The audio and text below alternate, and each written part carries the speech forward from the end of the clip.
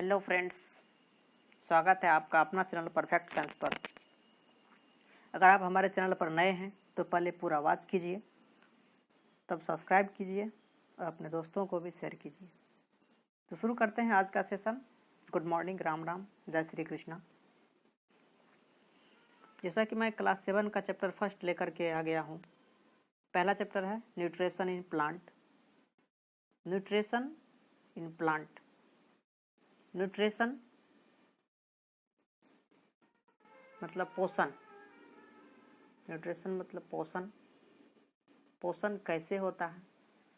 जीवित रहने के लिए पोषक तत्व की जरूरत होती है, तब उससे हम लोगों को पोषण मिलता है। A process by which organism take in food and utilized it order to survive is called nutrition. मतलब एक प्रोसेस के द्वारा जब कोई भोजन करते हैं और उसका उपयोग करते हैं तो हम लोग जीते हैं और हम लोगों को पोषण मिलता है। अब अगला है न्यूट्रिशन। न्यूट्रिशन या न्यूट्रिएंट शब्द से बना है। न्यूट्रिएंट्स का मतलब हो जाता है पोषण, पोषक तत्व। पोषक तत्व ढेर सारे हैं जो कि हमें न्यूट्रिशन देता है, पोषण देता है, जो हमें पोषण देता है। पहला हम न्यूट्रिशन के प्रकार देखेंगे और इसके बाद हम लोग कैसे होता है न्यूट्रिशन, इसके बारे में हम लोग देखेंगे। न्यूट्रिशन दो प्रकार के होते हैं, ऑटोट्रॉपिक्स एंड हेट्रोट्रॉपिक्स।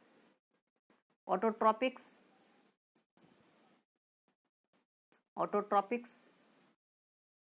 वो होते हैं जो खुद से भोजन बनाते हैं, और हेट्रोट्रॉपिक्स वो होते हैं जो दूसरे पर डिपेंड होते हैं, वो हेट्रोट्रॉपिक्स कहलाते हैं। ऑटोट्रॉपिक्स मतलब prepare their food themselves is called autotrophics. जैसे कि कोई पौधा खुद से भोजन बनाता है, वह ऑटोट्रॉपिक्स कहलाता है, ऑटोट्रॉप्स कहलाता है। जैसे प्लांट है, ब्लू एल्गी है, सम प्रोकैरियोटिक है, कुछ ऐसे भी पौधे हैं जो कि ऑटोट्रॉपिक्स हैं। ये ऑटोट्रॉपिक्स जो है ये सन प्रोड्यूस करता है इसको भोजन, और तब ये अपना खुद से भोजन बनाता है। जैसे कि prepare their food themselves in present of carbon dioxide. ठीक है। अगला है heterotrophics, depend upon other organism for food is called heterotrophics. मतलब वो किसी दूसरे पर निर्भर रहते हैं, वही हेट्रोट्रॉपिक्स कहलाते हैं। जो किसी दूसरे पर निर्भर रहते हैं वही हेट्रोट्रॉपिक्स कहलाते हैं, यानी कि विषमपोषी कहलाते हैं। जो दूसरों पर निर्भर रहते हैं, सिर्फ और सिर्फ दूसरों पर निर्भर रहते हैं। जैसा कि मैं यहाँ दिखाना चाहता हूँ, heterotrophics organism that obtained energy from the foods they consume also called consumers. ये कंज्यूमर्स एग्जाम्पल में हम लोग देखेंगे, जैसे एनिमल्स हैं, फंग्स हैं, सम प्रोकैरियोटिक एंड प्रोटिस्ट है, जो कि हेट्रोट्रॉपिक्स होते हैं। ये दूसरे पर निर्भर रहते हैं अपने एनर्जी के लिए, अपने भोजन के लिए।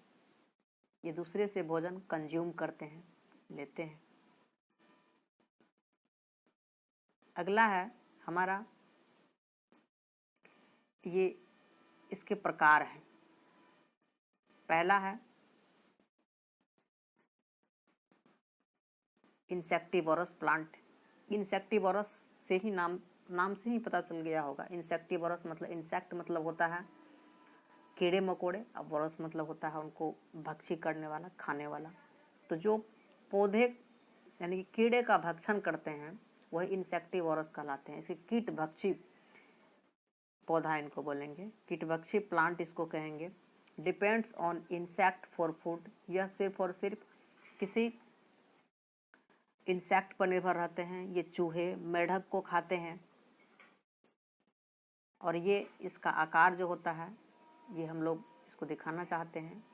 ये बिल्कुल पिक्चर लाइक, यानी कि घड़े के आकार का होता है। ये घड़े का आकार का होता है और इसमें ये इस भोजन को कैसे इसमें फंसाता है, ये अपने अंदर कैसे ट्रैप करता है, इसको यहाँ दिखाना चाहते हैं हम लोग। जो इसमें एक घड़े का आकार का होता है, ये इसका ऊपर का ये लिड मतलब इसका ढक्कन है और इसके अंदर से एक बहुत ही खुशबूदार सुगंध निकलती है। ये सुगंध लेने के लिए कीड़े मकोड़े, चूहे, मेढक यहाँ आते हैं। जैसे ही इसके नज़दीक आते हैं, ये ढक्कन ये इसमें घुसते हैं तो ये ढक्कन इसमें लग जाते हैं। ये ढक्कन इसमें गिर गया और फिर ये इसमें इस तरह का कुछ रस निकलता है।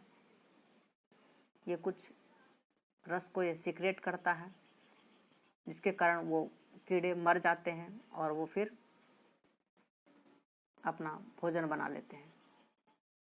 ये डिपेंड्स इंसेक्ट, ये इंसेक्ट पर डिपेंड होता है। ये लिप्स पिचर लाइक स्ट्रक्चर, इसका पत्ता जो होता है यह पिचर एक घड़े के आकार का होता है। हेयर इन पिचर, इसमें एक हेयर यानी कि बाल के आकार का होता है। ट्रैप इंसेक्ट, ये भोजन को अपने जैसे इंसेक्ट कोई भी कीड़े मकोड़े हो, चूहे हो, मेढक हो, सबको ये अपने अंदर ट्रैप करता है, यानी कि फंसा लेता है। आफ्टर कैप्चर करने के बाद करता क्या है? कैप्चर करने के बाद डाइजेस्टिव जूस सीक्रेट करता है। कुछ इसमें से रस डाइजेस्टिव जूस निकलता है, जिसके बाद वो मर जाता है और वो फिर पच जाता है उसी के अंदर। ये इंसेक्टिवोरस प्लांट है। ये हमारे भारत में मेघालय स्टेट है, वहाँ पाया जाता है। ये हमारे भारत के मेघालय में पाया जाता है। मेघालय के भारत में पाया जाता है और ये मेघालय के साथ साथ अदर देश इंडोनेशिया में पाया जाता है। इंडोनेशिया में पाया जाता है, इंडोनेशिया में भी पाया जाता है। ये ऐसा पौधा है जो कीटभक्षी पौधा कहलाता है। दूसरा है पैरासाइट। पैरासाइट नाम से ही पता चल गया होगा, ये परजीवी है। परजीवी मतलब जो दूसरे पर जीवित रहते हैं, वही परजीवी पैरासाइट्स कहलाते हैं। जैसे कि अमरबेल का नाम आप लोग सुने हैं, अमरबेल जिसको कसकुटा बोलेंगे। ये अमरबेल जो होता है वह दूसरे पौधे पर निर्भर होते हैं और ये अपना भोजन नहीं बनाते हैं, ये दूसरे पर डिपेंड होते हैं। जिस पौधे पर जाते हैं वो पौधे का भोजन करते हैं, उसी से भोजन लेते हैं, कंज्यूम करते हैं और फिर अपना जीवन यापन करते हैं। अब यहाँ आता है होस्ट। होस्ट क्या है और पैरासाइट क्या है? होस्ट जो फूड बनाता है, जैसे कि पौधा क्या हो गया? ये होस्ट पौधा हो गया, पौधा भोजन बनाता है। और पैरासाइट ये अमरबेल हो गया, ये भोजन नहीं बनाता है, ये दूसरे पर डिपेंड रहता है। ठीक है, समझ रहे हैं ना आप लोग? अगर आप लोगों का वीडियो स्लो चल रहा होगा तो आप लोग प्लेबैक में अपने स्पीड को बढ़ा लीजिएगा, 1.25 या 1.50, 1.5 कर लीजिएगा। इससे आप लोगों को अच्छा सुनाई देगा। सेप्रोफैट्स सर्वाइव ऑन डिकेइंग फूड।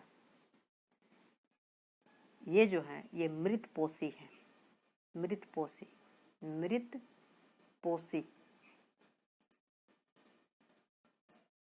मतलब ये मरे हुए चीज पर निर्भर रहते हैं।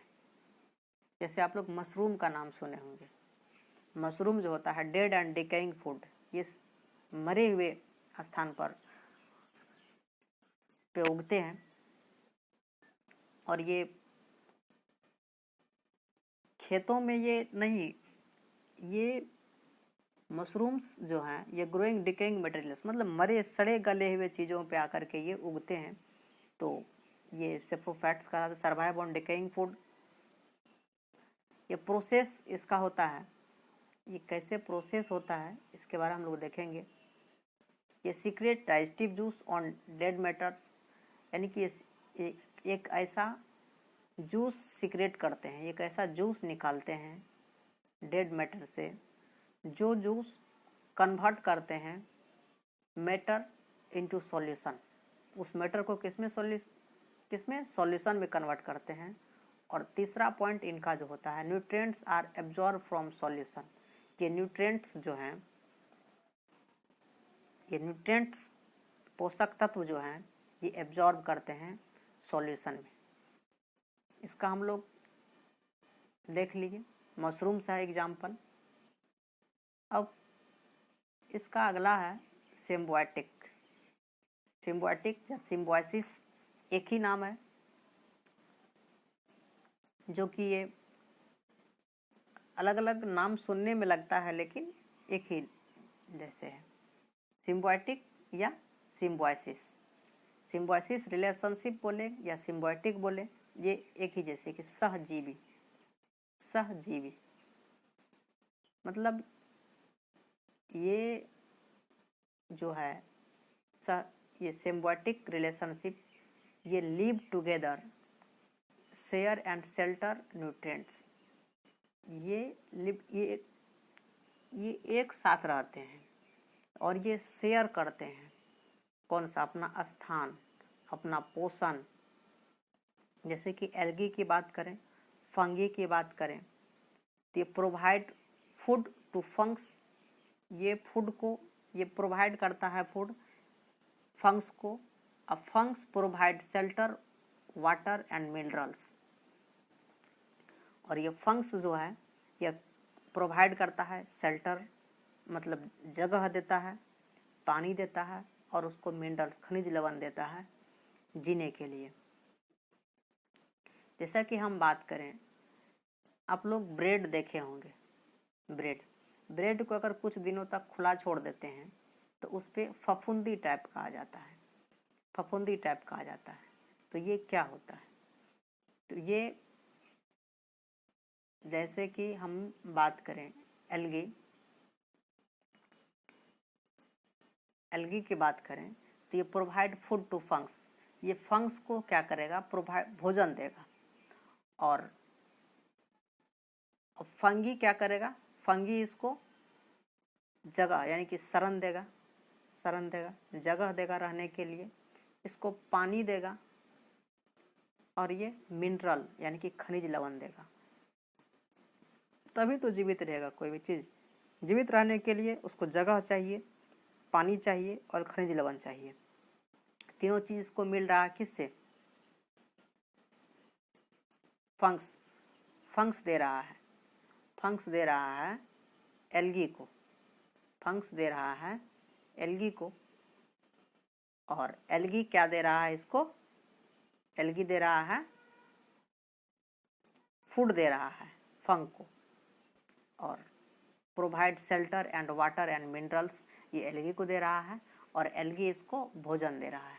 ये एक दूसरे पर निर्भर रहते हैं। सिम्बायोसिस मतलब सहजीवी, ये इसी को कहेंगे जो एक दूसरे के हेल्प से चलते हैं। यानी कि एल्गी फिर से समझेंगे हम लोग।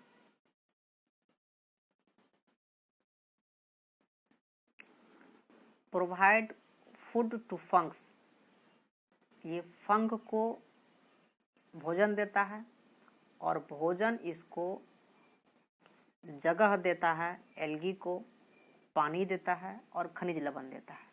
तो एक दूसरे से रिलेटेड होते हैं, सहजीवी, यानी कि एक दूसरे के सहायता से ये चलते हैं। पिक्चर में आप लोग देख लिए हैं। अगला है सेल।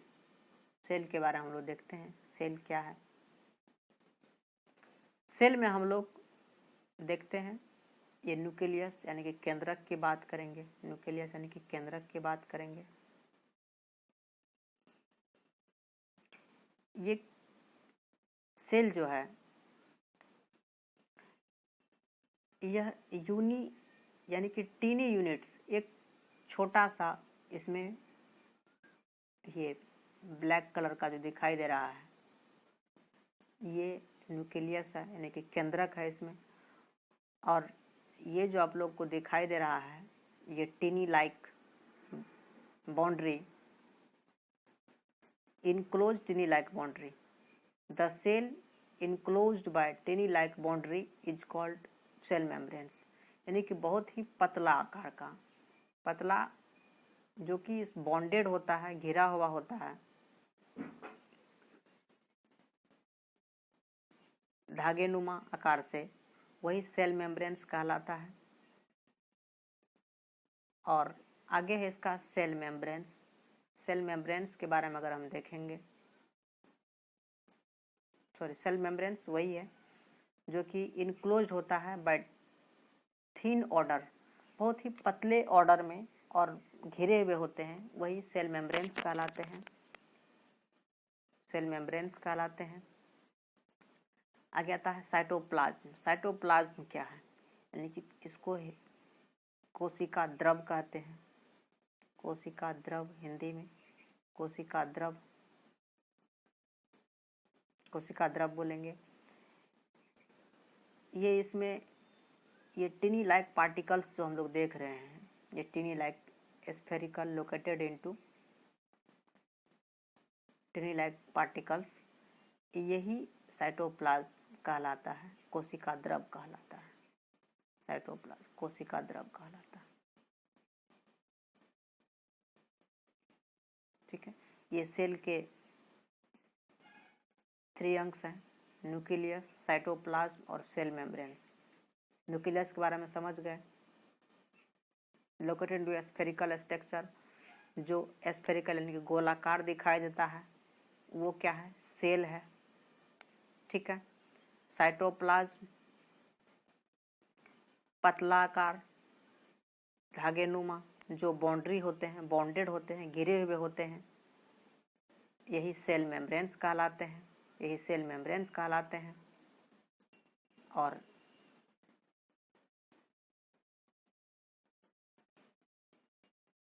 सेल मेम्ब्रेन्स कहलाते हैं। और अगला आता है साइटोप्लाज्म। साइटोप्लाज्म, साइटोप्लाज्म ये जेली लाइक होते हैं, ये जेली लाइक होते हैं, ये जेली लाइक होते हैं, structured by jelly like substance is called, बहुत ही पतला यानी कि लिक्विड टाइप में होते हैं, लिक्विड टाइप में बोलेंगे, लिक्विड होते हैं, जेली होते हैं, जेली होते हैं, और यही साइटोप्लाज्म कहलाते हैं। ये सभी सेल में मौजूद होते हैं। आगे देखते हैं हम लोग फोटोसिंथेसिस की प्रक्रिया कैसे होती है। फोटोसिंथेसिस की प्रक्रिया के बारे में हम लोग देखेंगे, जो ये कैसे होती है इसके बारे में। वही ये फिगर 1.1 था, अगला फिगर 1.2 का आता है। During photosynthesis chlorophyll containing cells lives, figure 1.2, in the presence of sunlight, carbon dioxide and water to synthesize carbohydrate. In figure 1.3, the process can represent in the equation. इस इक्वेशन के द्वारा हम लोग इसको समझेंगे, जो इसमें कैसे प्रोसेस होता है। सबसे पहले सनलाइट की प्रक्रिया, यानी कि कार्बन डाइऑक्साइड और वाटर, ये दो चीज़ मुख्य है किसी भी सेल में फोटोसिंथेसिस की प्रक्रिया होने के लिए। कार्बन डाइऑक्साइड और वाटर, ये जब सनलाइट, ये सन की उपस्थिति में होता है तो कार्बोहाइड्रेट और ऑक्सीजन रिलीज करता है, कार्बोहाइड्रेट और ऑक्सीजन रिलीज करता है, रिलीज करता है। ये फोटोसिंथेसिस की प्रक्रिया है। फोटोसिंथेसिस की प्रक्रिया में मुख्य रूप से कार्बन डाइऑक्साइड और वाटर एंड सनलाइट, ये 3 चीज़ों का बहुत ही अहम भूमिका है। आगे हम लोग देखते हैं, ये क्लोरोफिल, ये ग्रीन लाइक क्लोरोफिल है, जो ग्रीन लाइक दिखाई देते हैं ये क्लोरोफिल कहलाते हैं। ये गार्ड सेल है, जैसे कि नाम से ही पता चल जाता है। गार्ड, गार्ड मतलब सुरक्षा देना, सुरक्षा कवच। सेल मतलब गार्ड सेल है जो सुरक्षा देता है। स्टोमाटा, स्टोमाटा के बारे में हम लोग देखते हैं आगे। स्टोमाटा क्या है नीचे में। स्टोमाटा के 3 पार्ट्स हैं। स्टोमाटा में 3 पार्ट्स। एक लीफ में, एक पत्ते में एक गार्ड सेल होते हैं और स्टोमाटा ओपनिंग होते हैं। जैसे कि हम पत्ते की अगर हम बात करें, ये पत्ते में एक छोटे से छिद्र हैं, उस छिद्र की बात करें तो इस छिद्र में गार्ड सेल होते हैं। जैसे कि ऊपर में हम लोग देखे हुए थे, ये गार्ड सेल, ये गार्ड सेल ये इसको सुरक्षा देता है। और ये इसके नीचे में स्टोमाटा है, ये ओपनिंग यानी कि खुला हुआ होता है। ये स्टोमाटा का ये 2 पार्ट्स हैं इनके। और लीफ तो है ही, पत्ता का ये पार्ट्स। आगे हम लोग देखते हैं लाइट एनर्जी। दूसरे रूप से इसको हम लोग देखते हैं, डायग्राम शोइंग फोटोसिंथेसिस। फोटोसिंथेसिस का कैसे डायग्राम शो होता है, इसके बारे में हम लोग देखते हैं। जैसे ये लाइट एनर्जी है, सन है। सन के द्वारा किसी पौधे पर अगर रोशनी, प्रकाश आती है, ये प्रकाश के द्वारा ये कार्बन डाइऑक्साइड ये लीफ ग्रहण करते हैं और ऑक्सीजन को रिलीज करते हैं, जो हम लोगों तक आता है। और इसमें क्लोरोफिल इन लीफ, क्लोरोफिल की उपस्थिति में जब सनलाइट किसी लीफ पर पड़ते हैं और ये कार्बन डाइऑक्साइड की उपस्थिति में ये ऑक्सीजन रिलीज करते हैं और पौधे के जड़ से वाटर एंड मिनरल्स पौधे के जड़ होते हुए संपूर्ण भागों में जाते हैं। इसको हम लोग जाइलम बोलेंगे, जाइलम बोलेंगे, यानी कि जल, वाटर और मिनरल्स को ले जाने की प्रक्रिया को जाइलम बोलते हैं। एक होता है फाइलम, जो कि पौधे को भोजन प्रदान करता है, फूड प्रदान करता है, वो फाइलम कहलाता है। जो वाटर और मिनरल्स ले जाते हैं उसको जाइलम बोलेंगे, जो फूड प्रदान करते हैं उसको फाइलम बोलेंगे। आई होप कि आप लोगों को ये वीडियो अच्छे से समझ आया होगा और इसका मैं आप लोगों को बहुत ही जल्द इसका क्वेश्चन आंसर करवाऊंगा। तो आप लोग कमेंट में हमें बताइएगा आज आप लोगों को कैसा लगा। इसका नेक्स्ट चैप्टर मैं जल्द ही आप लोगों को प्रोवाइड करवाऊंगा। धन्यवाद।